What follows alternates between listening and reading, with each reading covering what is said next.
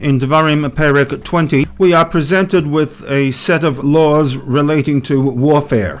With the institution of these laws, Israel is bidden to display human kindness even in wartime. And therefore, a number of people are exempt from participating in war. Offers of peace need to be made to every city that comes under attack, and fruit trees are not to be destroyed during a siege.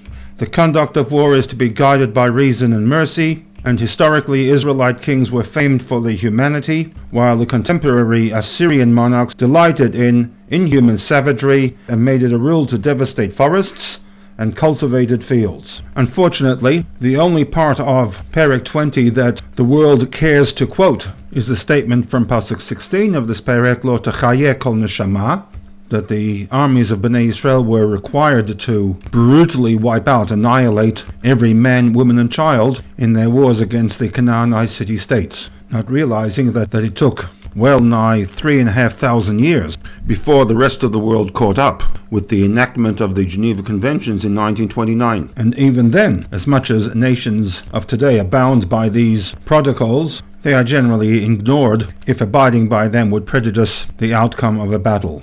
Aside from a Kohen Gadol, there was another responsibility given to the Kohanim, in which someone from within the Kahuna was designated as the Kohen Meshuach Milchama. This was the Kohen who addressed the people on the eve of battle, reminding them that they need to be steadfast, not to be afraid of the enemy, to be aware of the fact that God is amongst them and will protect them on the battlefield, hopefully. After the Kohen has addressed the soldiers, the Shotrim take the podium and excuse three categories from participation in the battle. 1, the person who has built a house but has not yet moved in. 2, the person who has planted a vineyard and not had benefit of the fruits. And the third category is somebody who has become engaged to a woman but has not consummated the relationship through marriage. There is a fourth category, that is one who is afraid he may die in battle.